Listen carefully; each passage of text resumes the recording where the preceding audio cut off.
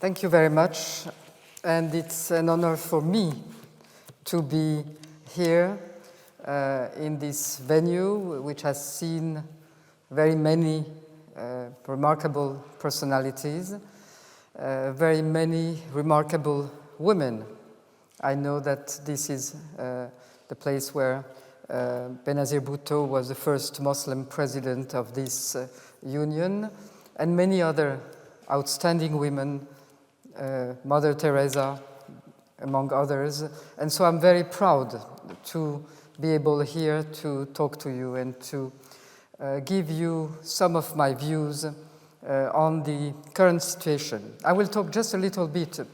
I don't like very much to do that because I don't think that being the first female president in Georgia and in the region means that I have to specialize in dealing with questions of women in the society. It's one of the important issues. It's one of the important issues for me as a president in internal politics, but it should not, I think, define a woman president.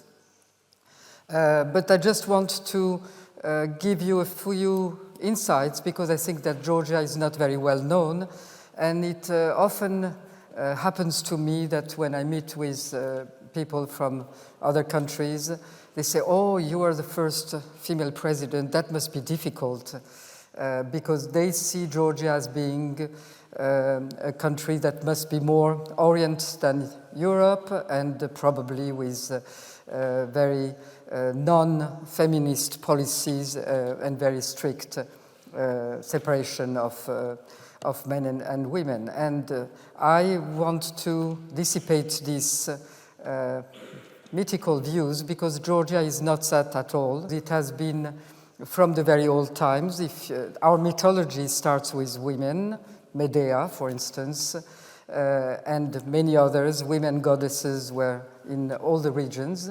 Our first Christianity in the 4th century comes through a woman, through a 17-year-old woman. Our first saints are women. Our main queen, she was called a king because she was so equal and powerful. At the time of the major prosperity of Georgia was a woman, and that continued over the times. And it's very interesting that the whole resistance of Georgia in the end of the 18th century, 19th century to the Russian Empire, and before that to other empires, was very much in the hands of women that were fighting to the end, and many of them were deported, were killed at that time. And so we have this history of women that are strong, that are resilient, and it's by no chance that at the time of the first Democratic Republic of Georgia in 1918, the first constitution gives the right to elect to women and elects in the first assembly 5 women, out of which one is the first Muslim woman to be elected in any assembly. And it continues because at the time of Soviet repressions, women were directly submitted to these repressions, very often deported with their children in Central Asia and in very difficult surroundings. And then we come to the latest period, which the latest Soviet repression in Georgia before the independence in 1991 was in 1989 when the Soviet tanks went into Tbilisi, used gas against the civilian population, and there too the very vast majority of the population that was standing on the street was constituted by women, and the number of victims, the women, were the highest. So here am I, and hence my election is nothing of a revolution in Georgia. It was taken, there are other things for which I had to fight, and I have maybe today to fight, but not for the fact of being a woman, which is, if not quite normal, at least it is accepted. I would wish not to have the problems that we have and that we share with many other countries today, which are linked to the society, the way it has evolved, which is domestic violence, the fact that we still do not have equal pay in many of the civil service for women, but that is progressing. We do not have enough women in the parliament, and that is very much, I think, linked to the polarization, to the hate speech, and to many of these today very harsh politics that we are seeing. And I think that there too we are no exception. But all in all, when I meet with the population and I walk in the streets or in some villages and I ask to the girls that I meet and that come to take the selfies, because that's happening as elsewhere in the world, and I ask them, would you like to become a president one day? And the answer is a very detached way, yes, why not? So that's the major, I think, achievement for a woman president, that it becomes routine. But today we are confronted, and I think that you have come here to listen more of that, we're confronted to a very specific and difficult situation for Georgia. Difficult with its, at the same time, rays of hopes. It's not completely bleak, but it's a very sensitive and complex situation. I will start with the first issue that probably is one of the reasons why I did come back to this country, why I ran for Member of Parliament after having been Foreign Minister and then for President, and that is Europe. Because that's something that is very much part of Georgian history, that was always the aspiration of Georgia at different times, any of the times when it was not invaded and occupied by some of the empires that were around us. And you have to know that the capital city, Tbilisi, was burnt down 26 times, so that gives a little bit of the impression of this small country in a place where everybody was attracted for different reasons, sometimes for transit, sometimes to control the access to the seas or to other directions. At a time, the British Empire also was interested in this road towards India, and there was a time at the beginning of the 20th century when we had about 20,000 British soldiers that were on the Georgian soil, but unfortunately they left before the last fight with the Russian Red Army in 21, and we were left alone, which is not something that happened rarely for Georgia. It usually was left alone at the most dramatic time. Many times it happened with Russia, with which Georgia had treaties of support, mutual support, and so-called friendship, because it was another Orthodox state at a time when around were these Muslim empires, and it was considered to be a natural form of alliance. And each time when things came to the decision time, then Russia was nowhere to be seen, and Georgia was alone fighting sometimes Persia, sometimes the Ottoman Empire. So that's the foundation, together with culture and with the Christianity, which forged the culture of Georgia, why the only perspective to which Georgia has ever looked outside of its own borders was always Europe. And that started back in the 16th century, and it has been going on at different times in different forms.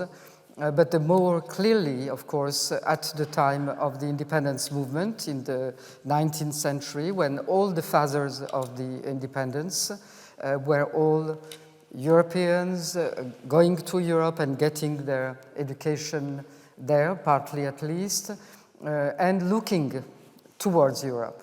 And that led us to the first independence in 1918, which created a democratic republic with a very democratic constitution, a very European constitution, maybe even a European constitution before some European countries had that type of progressive constitutions. But unfortunately, 1921 marked the end of this experiment of a democratic republic, and we had to wait 70 years to see the renewal, the rebirth of the Georgian independence. And right away, in 1991, right away, again, it was the European orientation that was in the forefront. And it's very interesting that a leader such as Shevardnadze, which you all know because he was a Soviet leader first and a Soviet foreign minister, when he became the president of Georgia, he was the initiator of a very pro-European, pro-NATO orientation. Together with the gas pipeline and these very important new decisions that were taken and that cemented the importance of Georgia at that time for our outside partners. And since that time, it has been a constant of Georgian politics to be moving down that road of European integration.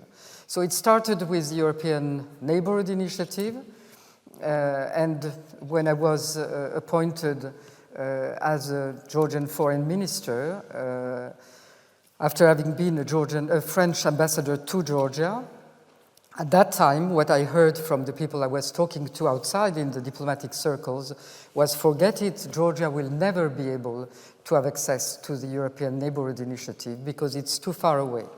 You're beyond Turkey was then what we heard at that time. But pretty soon, we got the possibility to join the Neighborhood Initiative.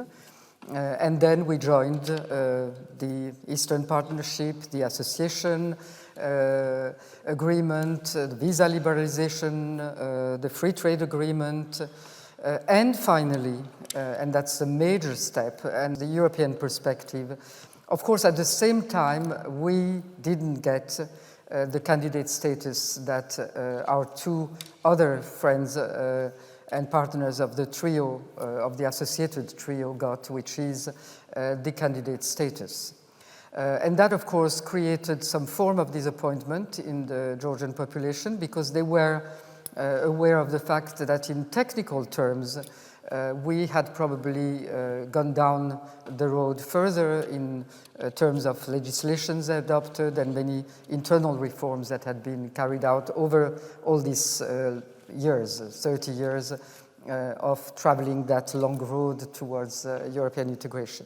So some disappointment in the population, but at the same time, I would say understanding and reconnaissance of the fact that if we got the European perspective and if the two others got the status of candidate, that was essentially thanks to the fight and the battle that the Ukrainian population was leading, and that in a way there was some political reason behind the fact that the two most exposed countries got this recognition, and that Georgia, which at that time was not so directly exposed, was judged on other of its merits, and there were some political reasons that explained that this difference was made. So that road towards Europe remains central. What is important to see is that all over these years, for now more than 30 years, the support to the European orientation, and that is also valid for the support to the NATO integration, that support is unanimous in the sense that 80% or more of the population supports this way ahead, and it's a matter for consensus. So it's a very strong base for the future of Georgia. And it's something I will come back later on because I want to move now to Ukraine and Russia. But major thing to remember is that no alternative to the European perspective. And if you look at a map, it's very clear that there is nothing else. That is small country of 3.5 million can do but be turned towards Europe, that the Black Sea, which was a Black Sea for a very long time, and which at the Soviet times was certainly a wall, has today become a bridge, and not only a bridge, it has become a space very important for all types of connections between our European partners on the other side of the Black Sea, the Caucasus, and beyond the Caspian Sea with Central Asia. And the more Russia and the Russian lanes of transit are isolated and will be so probably for quite a time, the more this region becomes important to Europe.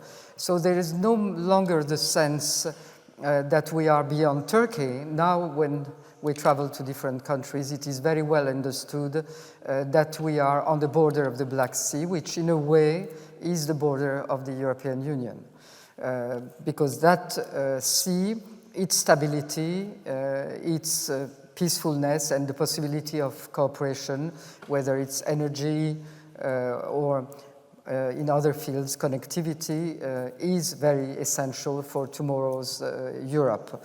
And there we all come together because it's a mutual interest, which requires that the Black Sea remains a sea of peace and cooperation. And that brings me, of course, to Ukraine. Ukraine is very central to Georgian history. It was one of our main partners and one of the main and closest partners between the populations. And this war that started against Ukraine, this aggression from Russia, for us is very even closer to our heart because it's very, very similar to what Georgia has experienced not only in the past, I mentioned the 19th century, but also in 1921, again in 1992-93, right after the independence, when Russia not only supported the separatist movements, but was intervening directly, and what few people know is that Georgia led a war for more than 13 months alone. There was nobody to come to support. There was no outside even political support at that time. Georgia was quite not well known, isolated, and certainly Russia was not known for what it is today. So everybody was thinking, well, it's one of these separatist movements, it's an internal thing, so let them find their way, and they were not watching the Russian Air Force, the Russian bombings, and the Russian bombings from the sea that was concurrently happening. And finally, in 2008, again a war, and again not much reaction from the outside world. There was political support from our Baltic friends and from our Polish friends, but there was no real direct support, and at that time the President of the United States and the President of Russia were at the Olympic Games, and that didn't seem to really interfere with their dialogue.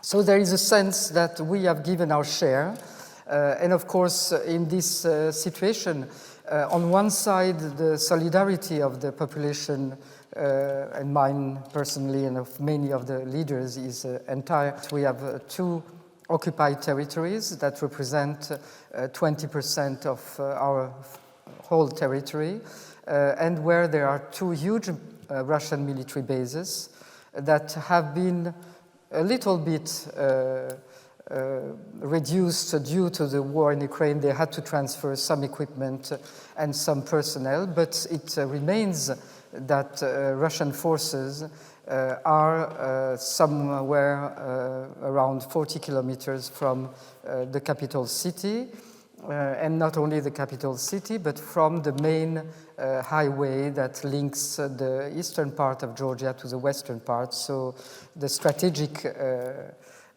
link, the infrastructure, and even closer to the gas pipelines. So all of that, of course, is an extreme vulnerability that we know that we have to deal with, but despite that, Georgia has been very resilient because these facts, this occupation, and an occupation that is not just a fact, it's also something that is everyday matter for the Georgian population.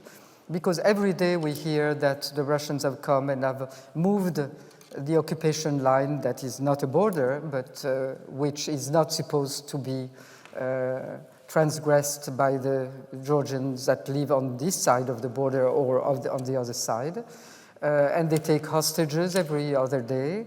And they close the crossing points so the families cannot meet, or the people that need health support on our side cannot get to the hospitals or to the education services that we are provided to keep these links that we have between both parts of our population.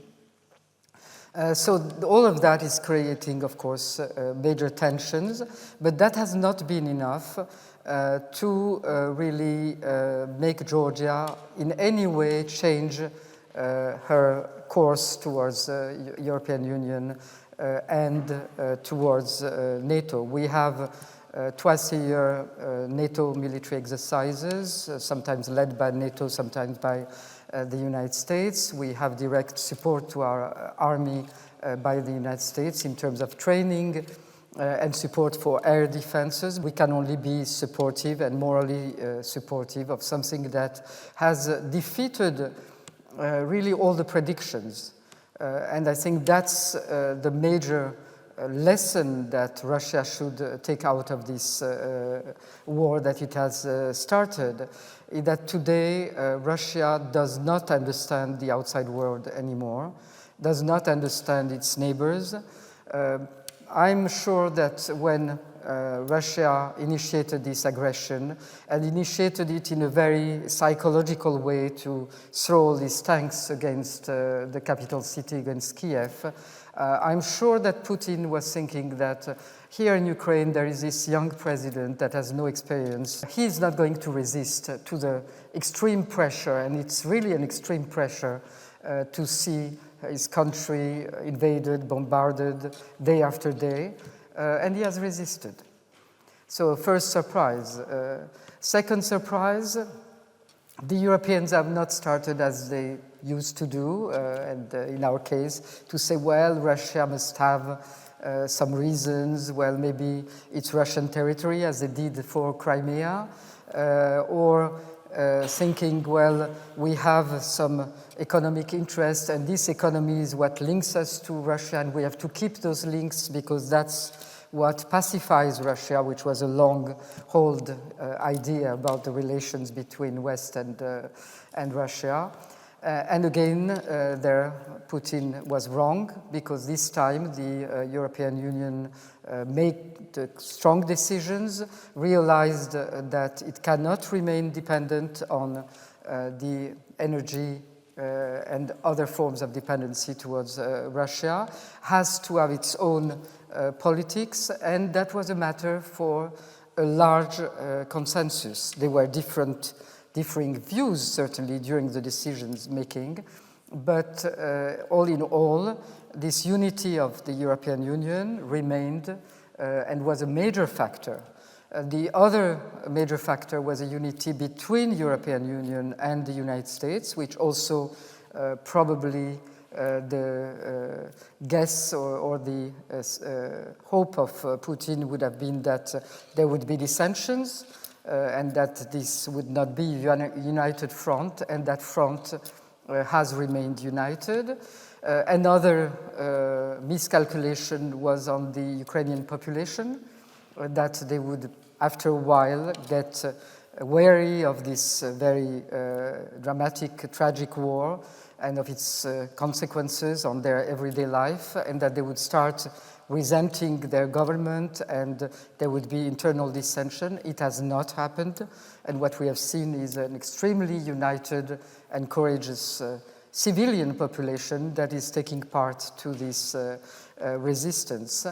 Another miscalculation is that probably Russia was hoping that after a while, as it happens, our media, the Western media, would start forgetting about this war, and it would go to the second place, third place, fourth place in the news, the everyday news. And in that sense, the pressure would be less and less for Russia. That, again, has not happened. And so, in my view, that means that Russia has already lost a war. They're now turned to mobilization, which is bringing people that are actually not prepared at all, not well equipped, to the forefront. And basically, they're using their minorities for that more than Central Russia and more than Moscow. But they're using them for as chair à canon, as they said. So what happens next? What happens next and what concerns Georgia and where we should be? I think two things are very important in strategic terms and are not necessarily purely the political criteria that the European Union has been using until now. One thing is that that's my conviction, and I'm one of the critics of some of the internal lacks of reforms or lack of movement, energetic movement in the directions where we should be going, and that's clear that we are not perfect. But I think that Georgia cannot afford to get a second no on the candidate status, and that we should get a candidate status as soon as possible, because that is a strategic message sent to Russia. It means there is no gray line. There is no soft belly where you can start to show your force if you continue to be humiliated in Ukraine. So this country is also part of this space that is the next European space that clearly is not covered by Article 5, and we've seen now the latest events how this Article 5 line is important. And I'm sure that it's important to Russia and that Russia knows that that's a no and that they won't risk it, I think. But there is another space where Russia has to understand that it can no longer behave the way it has behaved earlier in Georgia, today in Ukraine, that covers also Moldova. So that's one very important factor, and we all know that the candidate status does not mean the end of the road, that the conditionality, on the contrary, becomes even more precise and is more demanding after the candidate, before we move down a road that nobody knows how long it can take. But it's a message of hope and a message of recognition for the population that has supported this orientation all these long years, and a message to Russia. And I think that second part is almost as important as the first one. And the second message that I want to also leave with you, because I think it's very important, I think that the war that Russia launched in Ukraine is a major global war that we have on a continent where it was said and believed that there would never be a war of that kind again. And that, in order for that to stop, it is an absolute necessity that whenever the time comes for peace negotiations, and that time will come, I don't know whether it's now, later, and it's certainly an issue that has to be decided by the Ukrainians, because they have paid the blood price to say when and how they want to discuss to recover the sovereignty of their territory. I'm sure, and I think that President Zelensky said that here in this room, that he will not negotiate on his territory with Russia. And I think nobody can any longer negotiate on one's territory.